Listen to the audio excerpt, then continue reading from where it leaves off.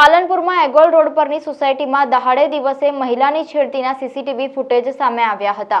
પાલનપુરમાં એગોલ road પરની સોસાયટીમાં દહાડે દિવસે ખુલ્લેઆમ કોઈપણ જાતના ભય વિના શખ્સે મહિલાની છેડતી કર્યાના સીસીટીવી ફૂટેજ સામે આવ્યા હતા। મહિલા પોતાની દીકરી સાથે એક્ટિવા પર બેસે છે અને તે જ સમયે બાજુની સોસાયટીનો ભરત પ્રવીણચંદ્ર ઠક્કર નામનો શખ્સ મહિલાની છેડતી કરતો હોવાનું સીસીટીવીમાં કેદ થયું હતું। 6 વર્ષની બાળકી માતા સાથે થયેલા કૃત્યને લઈ ભયભીત થઈ દીકરીએ બૂમાબૂમ કરતા સોસાયટીના લોકોએ મહિલાને બચાવી હતી। સમગ્ર મામલાને લઈ છેડતીનો ભોગ બનેલી મહિલાએ પશ્ચિમ પોલીસ મથકે પહોંચી ભરત પ્રવીણચંદ્ર ઠક્કર સામે છેડતી કરવા અને મહિલાને જાનથી મારી નાખવાની ધમકી આપવા મામલે પોલીસ ફરિયાદ નોંધાઈ હતી। પોલીસે સીસીટીવીના આધારે વધુ તપાસ હાથ ધરી છે। 12:30 વાગે જમી અને અમે મારા સિસ્તાએ પહેલેથી વિચાર્યું હતું કે અમે સદરપુર જઈશું હનુમાનની મંદિરે, અને જેવી એક્ઝેક્ટ 1:15 હું ઘરની બહાર નીકળી એક્ટિવા તડકે હોવાથી મેં છોયલે મૂકી દઈ અને હું અને મારી બેબી બંને એક્ટિવા ઉપર મસ્તી કરતા હતા। અને આ બનાવ એ રીતે બન્યો કે જેવો પેલો માણસ આવ્યો મારી જોડે અને પાછળ એક્ઝેક્ટ પાછળ બેસી અને મને સોના કરીને મારું મોઢા ઉપર એને હાથ ફેર્યો। જ્યારે મેં બૂમ પાડવાની કોશિશ કરી ત્યારે એ વ્યક્તિએ મારું ગળું મારી હોઠણી સાથે એને ફાંસીની સજા આપે ને એવી રીતના દબાઈ દીધું। અને છેવટે મેં બૂમ પાડવાની કોશિશ, મારાથી કશું થયું ના, મારી બેબલીએ બધાને ભેગા કર્યા અને ત્યારે બી એને મને છોડવાની ના જ કરી કે મને 1 મિનિટ બી એને ના છોડીને એના માણસો આવ્યા, સોસાયટીના બી આવ્યા, પણ એ લોકોએ મને કોઈ હેલ્પ નહીં કરી। અને આથી બી મેં કીધું બચાવ, પણ કોઈએ મને કશું કર્યું નહીં। અને હું મારી જાતે ઊભી થઈ અને બાજુના ઘર સુધી આવી, તે લોકોએ મને પાણી પાયું, મને સેવા કરી અને એ લોકોએ મને થપડી એમ કીધું બેટા તું ચિંતા ના કર।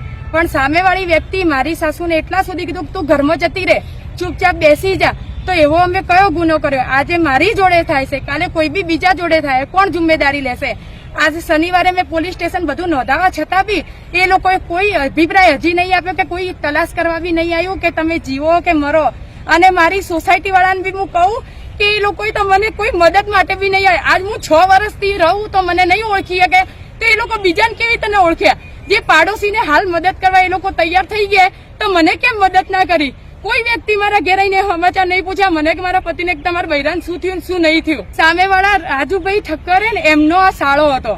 એકચ્યુઅલી હું ઓળખતી જ નહીં આ વ્યક્તિને કે કોણ, કેમ કે અમારે કોઈના ઘેર કોણ આવે અમારાથી કોઈ ના પૂછે। પણ આ દિવસ એમના ઘરે 15 થી 17 જણા બેઠા હતા। આ વ્યક્તિ જયારે ગેટ ખોલીને બહાર આવ્યો તો એ લોકોને ખબર ના પડે ગોળો કઈ રીતે બહાર નીકળે। એ લોકોને એના કેડે 5 મિનિટ કેડે એ લોકો જયારે મેં ચીકારી પાડીને ત્યારે એ લોકો બહાર આવ્યા, ત્યાં સુધી કોઈ નહીં આવીને એના પાછળ જે વ્યક્તિ હતો એ બોલો બાઇક લઈને જાય તો ઘોડાને પેલા પકડવો પડે કે બાઇક એનું પકડવું પડે। સીસીટીવી ફોટેજની અંદર બધું જ દેખાય।